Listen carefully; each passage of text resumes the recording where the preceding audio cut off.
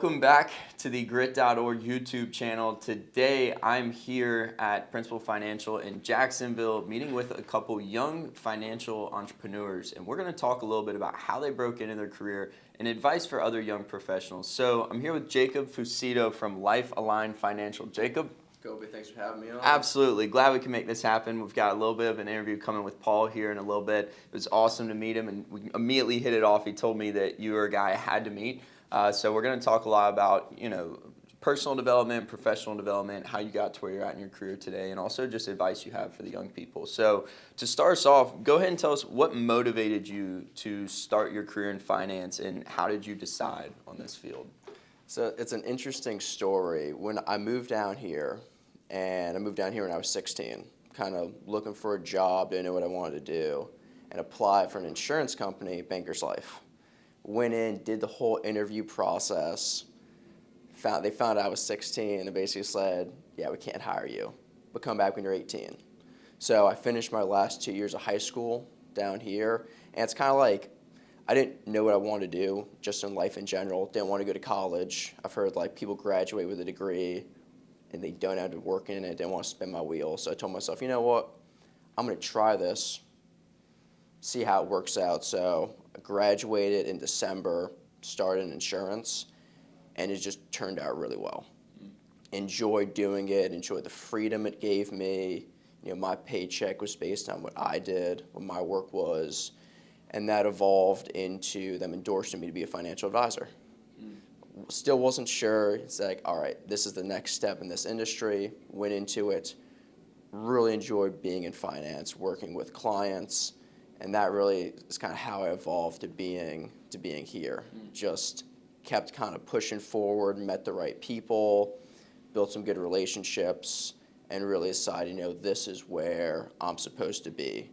Especially for right now, it's I'd say it's a calling. I'm called to be right here, right now. And I know you're big into your faith too, so I definitely want to talk about that at some point as well. Take us back there. So you moved down here when you were 16, and you were already applying at banks and things like that to work in this industry. What was the mindset when you started doing that? Was it because you weren't trying to even finish high school, or was it because you just wanted to kind of get your feet wet to start figuring that out? But I mean, that is not only a lot of discipline to get into an office like that, talk to people, but you move forward in the process. So what was the mindset making that happen at first when you first went in the office at 16? Just diving into something. I got this thing where I see something, I just kind of dive in. Not thinking too much, just, all right, let's go for this, let's see how it goes. And that's the mindset I have about a whole bunch of stuff, and the best things I've ever done in life were because I saw something and I just dove in. Now, there have definitely been some things where I dove in and it's like, yeah, that wasn't the right call. Maybe shouldn't have gone head first. Should have gone head first, lost some money, but it's diving in, seeing the program, and discernment definitely gets better over time. But I found the best things I've ever done is, this looks cool, let me dive in, and this just happened to keep working out because I kept with that mindset. Just figure it out once you Pretty get going. much, just go for it. So in that process of diving in, learning, again, I know you started this when you were 18. So what setbacks or struggles did you face when you were first getting into this, and what do you think you learned from those experiences? I mean, it was definitely age. Going at 18, I was working with people who were 65 plus, helping them with their medical insurance, their life insurance, having to build trust, and communicating with people in high school and college is way different than communicating with someone who's retired from their career and who's been successful. So probably the hardest thing was learning that, how am I going to communicate with these people? How am I going to build trust? How are we going to build a relationship? Because this industry is all about relationships. And now I have clients who are in their 60s who I'd call friends because we have such strong relationships. And it's definitely different, like you said. I've, from experience, have learned that sometimes it can bleed into the other areas of your life. Like people have said to me, I started doing this when I was 17. It's like, you're very polished. You're so cleaned up. And I'm like, dude, I don't know what to tell you. It's like you're talking with these guys all day. 80% of my life is this different conversation. It's just what happens, over time. And like I said, you're based in your faith. So I want to ask you a little bit about some of the key values and principles that guide your decision making. Because obviously the book is all of your values or principles, and I would assume that that's really kind of where you base a lot of your decisions. But tell us a little bit more about that and how you navigate this path when you're working with clients. No, absolutely. So when I first started in the industry, my faith was not strong at all. I was actually an atheist when I first started in here. And you get into sales and you kind of just get caught up in everything. Well, earlier this year I came back to my faith. And really plugging things in is how do I want to lead for my clients, for myself, and leading from a center of faith and having the mindset of this isn't my business. This is God's business, and I'm doing it for Him to glorify Him. So I try to go, as my core value, go from there. Some other values more on the business side is the service. I'm not able to work with everyone, but when I talk with someone just about their finances, maybe they need help setting up a Roth IRA, having that service mindset of I'm here to help you and help you kind of just for now, and then understanding. Trying to create a good understanding of what my clients' needs are, what their concerns are, and then taking a longer time to build the relationship and understand them, to fit a plan that's going to kind of work the best for them. And thinking about how you approach these goals, like how do you like to set and then achieve your professional goals? And are there any tactics that you use to really make sure that you're continually just smashing what you put in front of you? So I'm a big fan of the 12-week year. I don't know if you're familiar with that. So the 12-week years, as opposed to looking at the year's 12 months, you look at your year's 12 weeks. So each quarter is its own year. So people do like, oh, these are my New Year's resolutions, my New Year's goals. I do that every 12 weeks. I have like an in-depth planning meeting. What do I want to accomplish over these next 12 weeks? Kind of lay it out there. So basically each week is like a month. So you can't really, if you waste a week, you're going to waste a month. Laying out goals, and I try to go in the 4 pillars of faith, family, fitness, and finance, looking at personal development, and setting just something I want to achieve those next 12 weeks. And then on a weekly basis, having just a laid out plan of, okay, these are all the things I need to accomplish in this area to feed into these 4 pillars to accomplish my goals by the end of the quarter. Kind of tracking along and making some adjustments. This isn't working. I went into it with this mindset, this strategy, but it's not doing what it needs to do and adjusting along the way. Having a weekly meeting. This has actually been the most effective thing, having a weekly meeting with myself every Saturday. Review of how my week went, what my calendar looked like, and then planning for the next week. Because it's making those tweaks and adjustments all along the way. I would imagine that could be super valuable for young people, especially just because 12 months, like a full year, seems like a very long time. We're coming into the new year in just about 2 months, which sounds crazy because once you get there, it's flown by. So if you micronize it, like you're saying, into the weeks, I feel like they would still go by pretty fast. Another thing I love that you just said was the Saturday meeting, because we've always said with Brian and myself of like the weekends are where you can really win, right? Like not that you have to actively work. If you do, great. But if you do nothing more than what you're talking about, strategizing, planning, reviewing, that's where, like, that's the bread and butter of a lot of successful people. It's like the days they don't work are the days that they're creating plans. So I think that right there, I even could take it because I've never really thought of it. Like, obviously, you have Q1, Q2, Q3, Q4, but it can be harder. Like, when you set these lofty goals and you only are looking at for 12 weeks to try to achieve. But tell us more about a mentor in your life and someone that had a significant impact on your career up to this point. So I've had several different mentors, and I've been very blessed in that realm. A big one was Ryan Blair. He by Alice. He was he was the founder, and then he had a $780 million exit. He really helped teach me about scalability and how you need to scale your business and how to bring on a team. I've had Linica. She was a really great mentor of mine. She kind of taught me about relationships, business relationships. My dad, he's a retired Navy SEAL. So he taught me about systems and processes and creating a plan. Skylar Lewis of Rise Up Kings, mindset, belief systems. And it's pretty much, it's not just one person, but it's having all these mentors of people that are going to feed into you. And I found these people by joining masterminds. I paid, I would say you got to pay to play. Paid, joined masterminds, hired coaches, hired mentors, and every single person has just brought me value. And I was going to ask next about like how someone can find a mentor, but being that you're in a relationships-based business, and obviously with mentors, it's completely relationship-based as well, of like how much value you can get from them.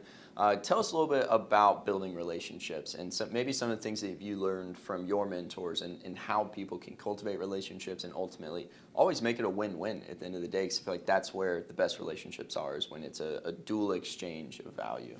No, absolutely. So I've found, especially for guys who are older, who have gone through their career and gone through their business, they want to feed into younger guys. They want to share their successes. They want to share what they've done. And that's kind of the value that they get. They feel like, oh, I've done all of this, and now I'm able to pass it on to someone else. And that's our job to just listen, be humble, be open, doing some free work for them. I've learned from other advisors, and I've helped them with some other stuff, just to kind of be able to learn from them, talking with them, and it's really being in the same room, because you may not be listening to them one-on-one, but you're standing in the same circle with that guy, and you're just able to listen and hear what he has to say. Yeah, I've always loved the saying, if you can't get a seat at the table, be the waiter.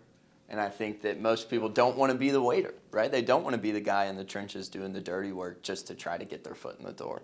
And obviously, finance and what you do, it's a rapidly changing business. Things are always evolving, no matter what field you're in these days, as we know, tech, everything going on. How do you try to stay up to speed with everything happening in your industry to make sure that you're delivering the best possible product you can? The big thing is, like you said, everything's changing. AI is coming out. The world's changing in general, how business is done. I find it valuable to do webinars. I'm subscribed to a bunch of different emails. They send it each week, and I say, this will be a valuable email. This will be a valuable webinar. I plug it in, listen to it through the week. And then it's getting with other professionals and wholesalers. Like I had 2 meetings yesterday with 2 different companies to learn what value they bring on their investment platform, because everyone likes to say in the finance industry, we got this whole package, we can do everything, we're really good. I found they're really good at their one thing, finding where they fit in, where they play in, and then just really staying up to date. And then kind of with the mentors, talking to other advisors and mentors, because they're out there doing the same thing we are. What's the new stuff? What's being tapped into? And they've gone and done 4 hours worth of research that you can learn in 15 minutes talking to them and asking the right questions. Yeah, you save a lot of time by learning from somebody. I mean, Absolutely. YouTube, all that stuff is awesome if you got nowhere else to go. But if you can get the information directly from someone, ask questions. That's why I'm a huge promoter of investing into programs and things like that, because you get a personalized response, right? Like you can take a lot from online, but if someone can say, hey, this is my situation, what do you think about it? You can get a lot of value out of doing that. And I find a lot of people love to share. Like some people think, oh, they don't want to tell me this. I mean, I don't know about you. When I learn something new, I want to go and tell people about it, because I just spent all this time diving in. So people want to share and talk about what they know. Yeah, you can become the resource for sure around town. Like that's like we're just talking about now with relationships. I mean, people can pick up on things when they kind of realize like, oh, like he's always seemed to got the answers. Like Jacob's been talking to people. He's like a guy I can trust, a guy I can go to. And talking about like other strategies for success, because I know you're big into personal development. What are some things that have become a daily habit that are really continuing to help you create this ongoing success? Probably the big things, I enjoy having a good morning routine, mostly focused on fitness and faith. So like this morning, you don't have to do an intense workout. I did some yoga. Just a good way to get the body moving, get everything flowing, and then I spent some time reading my Bible and journaling. Just kind of starting off the day with a win. Then going into the day and reading through all the goals you set for the week. This is what I'm trying to accomplish. This is what I need to do today. I call it the most important task. if I can do one thing today and nothing else goes right, it was a successful day because I was able to get this one thing accomplished. And I know you said your fitness is big.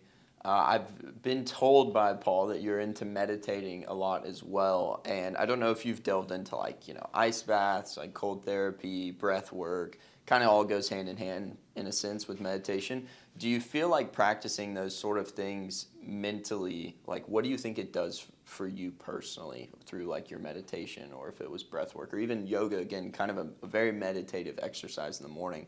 How do you think that sets you up mentally throughout the day or in high stress situations? I think it sets you up to be able to have a clear mind. Because in this industry, in my role especially, you just have a lot of stuff coming at you. And with meditation, you spend the time to clear your mind. With breath work, box breathing, when you get a high stress situation, just taking a few minutes, doesn't have to be done right now, doing the box breathing, calming yourself down, calming the heart rate down, and having a clear mind to go back in. Because a lot of people think, oh, this thing just came at me, oh, I'm getting a call from this person.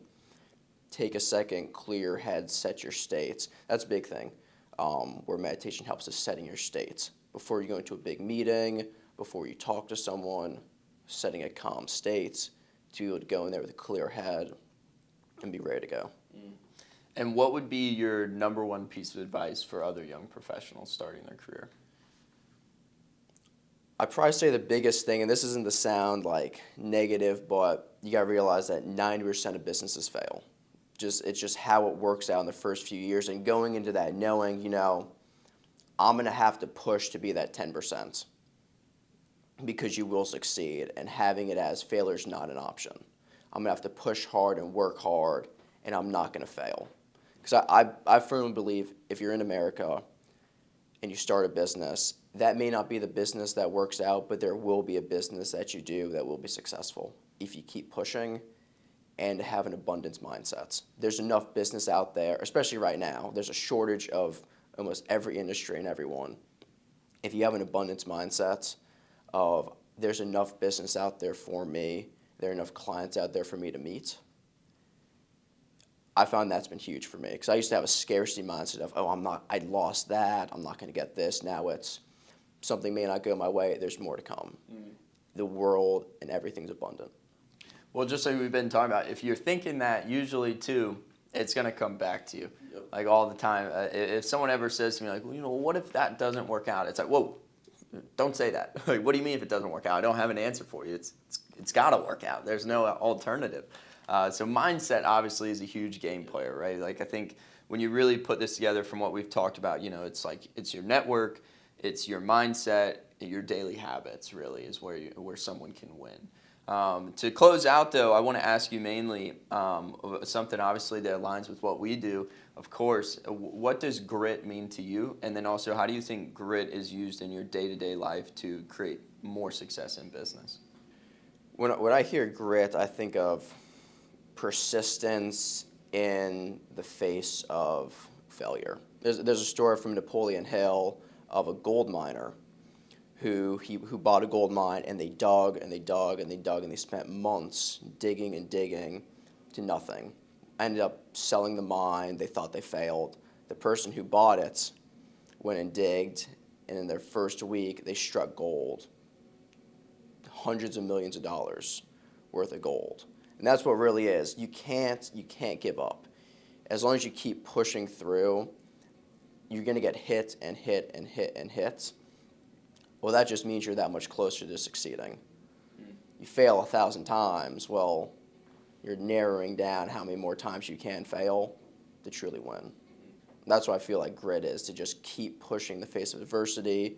When you get kicked down and pushed down, taking that as an opportunity of, I didn't fail, I didn't lose. That was actually a win because I learned a way not to do something, and now I can keep trying it a different way. I know that's not the way I want to do it. Cool. Jacob, thanks for being here today and having me in. That's a wrap real quick here with Jacob Fucito. Leave us a comment, tell us something you enjoyed about Jacob's story, share it with someone you think it would resonate with or impact. As always, we appreciate you tuning in.